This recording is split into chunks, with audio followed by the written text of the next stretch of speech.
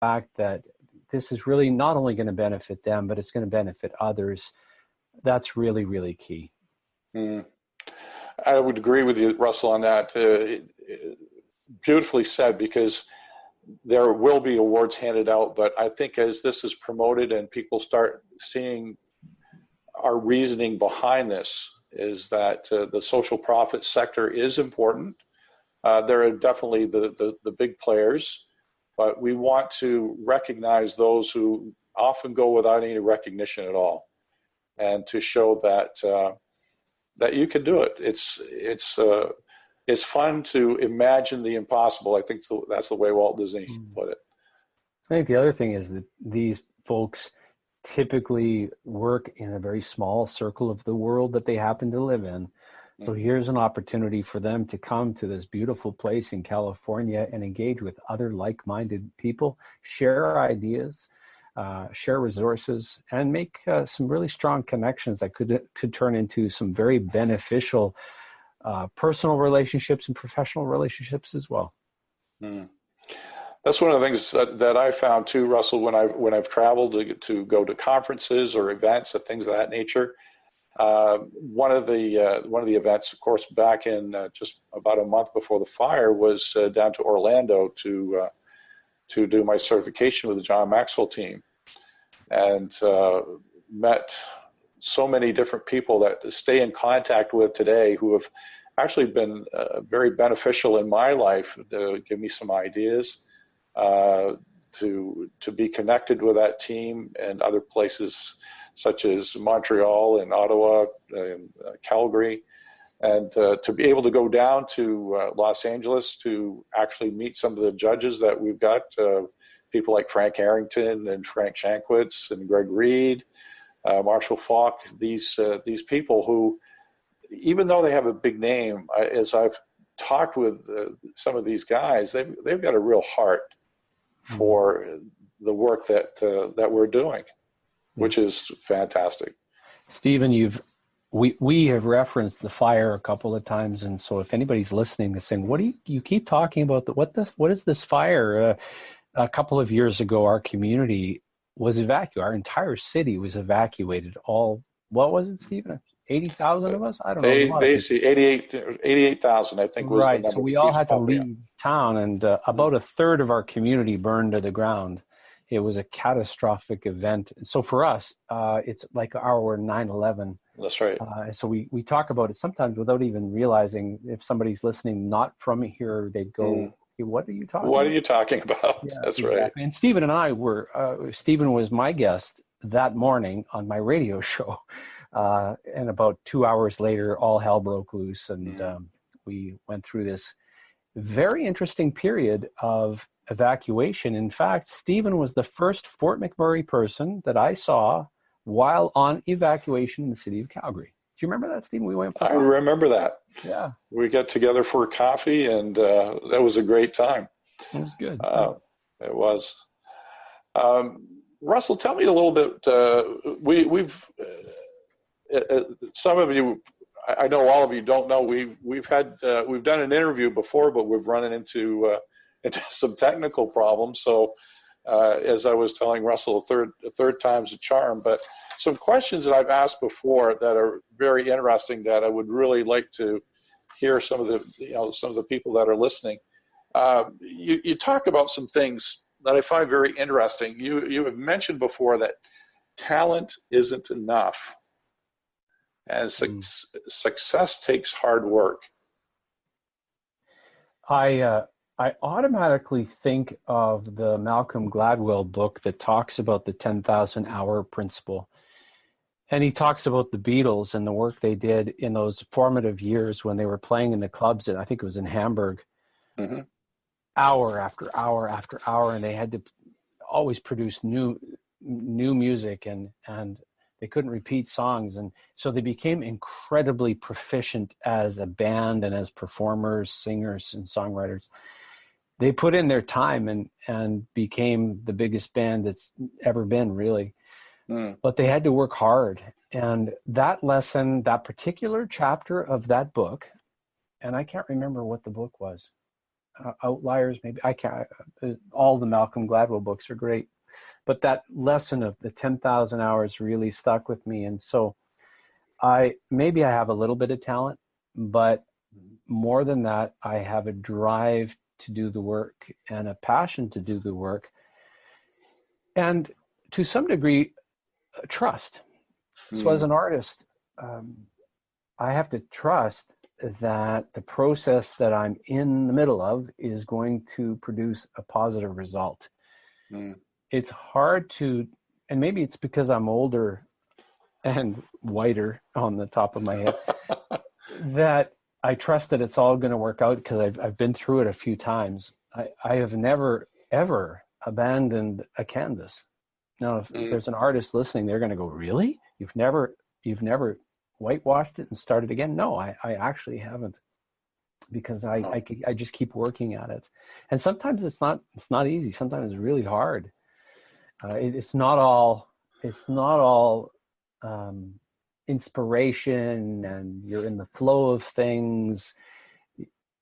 In fact, it rarely happens that way. And so that's been one of the learnings for me, that, you know what, being an artist it takes some work, and you got to be committed to it like anything else in life. And talent isn't enough, because if you rely on your talent, it's a slippery slope. So Russell, let me ask you that question in regards to, you do a lot of live paintings, and a lot of those go to charitable causes. So you're up there on stage, you're putting together a piece of art. What's going through your head at the time? Do you find sometimes that, oh, I didn't start this right, or, you know, is this going to turn out right, or what goes through your head? That's a really great question. I should point out that in advance of those events, I do get kind of, I won't call it nervous, but my stomach does a little bit of whatever, rolling around. It's sort of the anticipation of performance, if you will. I don't overthink those live paintings. So for listeners, oftentimes I'm in front of a large audience, 500-600 people, and I'm kind of like a sideshow thing. There's a program going on, and I'm off in the corner creating something that then gets auctioned off to raise money for the charity. So when I'm working with the charity, we kind of agree on what's appropriate to paint, and I go there and I begin the process, but I'm not overthinking it. I don't spend a lot of time in my brain. Now, to be honest, there have been about 2 occasions where I felt like, oh my God, I'm screwing this up. and there was one that really jumps to mind for me. I was at an event called Talitha's Hope for a Cure, and it's an annual event in the community raising money for these young people that have this terrible disease. Beautiful event, lots of energy, and people spend a lot of money.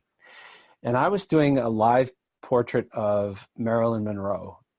And I was in my mind, I was going, oh my God, I'm screwing it up. It looks horrible. I just can't get the balance right. And so I got kind of frustrated, and I walked away, and I just had to leave the easel for a moment. And I walked across to the opposite end of the banquet hall filled with about 300 or 400 people. And then I looked back and I went, oh my God, I didn't screw it. It looks fantastic. I was just so close to it that I couldn't see it. So there have been times, but generally speaking, I trust that it's going to work out. And, there was a time I was painting Gordie Howe, the famous hockey player, and his 2 sons, Marty and Mark, in front of a very large audience in Calgary. And it was a very complex painting, and it was large. And I knew it was going to be a challenge, but when I got to the venue that day, the organizer said, I told you were going to have 4 hours to paint. I need to steal an hour back. Can you do it in 3? And I went, oh my God. So then my brain starts working about, okay, how do I approach this so that I don't completely royally screw this thing up? So what I ended up doing was, I knew I couldn't get it done in the time they gave me. But what I did do is I worked from the top of the canvas down. So I had the top half of the canvas completely done by the time it was time to auction the thing off. So there was enough of the subjects, Gordie and Marty and Mark, to get excitement in the crowd. It ended up selling for $10,000. Wow. But I had to figure out, oh, how am I going to do this with an hour less time? And anyway, I love putting myself in a situation that's a little bit unpredictable. The pressure's on, and I think what drives me is watching how people react when they get to see a painting being created in front of them. So what happens is they'll pay attention to me for a few minutes, then they get busy doing whatever they're doing. They have a meal, Mm-hmm. talking with friends. They turn around an hour later and they go, "Oh my goodness, how did that happen?" And that's fun. I think it's a lot of fun. Yeah, that is. I've seen you do that, and especially this is a very special time, a moment for me. Is when I was executive director, actually my last time as executive director, we have what's called the KD Gala, which stands for Craft Dinner. And so we put this KD Gala on in support of the United Way. Every imaginable dish that you can make with craft dinner. And we had asked you, Russell, to do a live painting for auction. And how this came about was we had a patron there at the Center for Hope who had passed away. He was referred to as Penguin, one of the greatest guys that I've ever met. And I started to tell you that story, remember, of when I was an outreach coordinator. I was working on the weekend, and he came up at the office, and we started talking. He talked about his love for music, and he said, I play the guitar, and I said, Penguin, what's your favorite song? And he said, Sad Songs by Elton John. And it wasn't enough that he told me what the song was.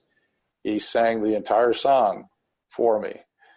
And that gave you an idea. And you had got a photo from us, and then you did that live painting of Penguin. And then you added a little bit to it because you put the Northern Lights in behind it. He's leaning back playing the guitar with one of his friends. And not only that, if you're, for those who are listening tonight, not only did Russell do that for a live painting, about a couple weeks later, maybe a month later, I was leaving the Center of Hope, and he says, I want you to come by the office, and I've got something for you.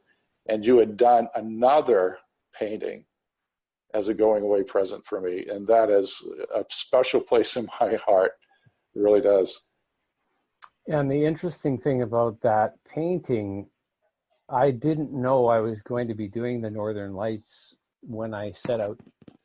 No, you didn't. That was a complete surprise. Yeah, I allow the paintings to take me where they want to take me, and the more, and when I do workshops with people, and I love doing. I'm not a teacher, but I love inviting people to come and paint with me, and I encourage them to get out of their heads, because I think as people, sometimes we spend way too much time in our heads.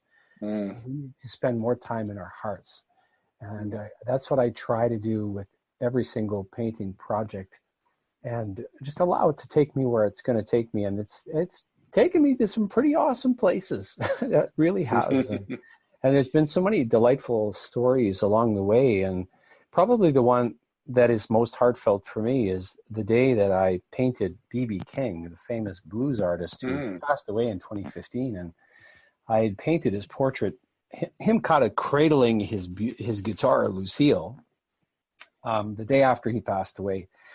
And a copy of that painting ended up with BB's wife, Jo. And it's a small world. This happened through Instagram, that she was gifted a copy of the painting by her goddaughter. And she called me out of the blue, Mrs. B.B. King. And she started the conversation and said, I hope it's okay that I called. I said, oh, yeah, that's fine. And we spent 20 minutes on the phone, and she shared about her life with BB and where they met. And it was really just a human to human conversation about a man that she loved.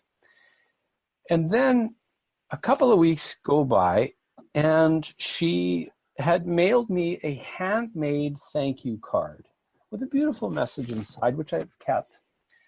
And in that thank you card was a pic of BB's, one of the last ones that she had.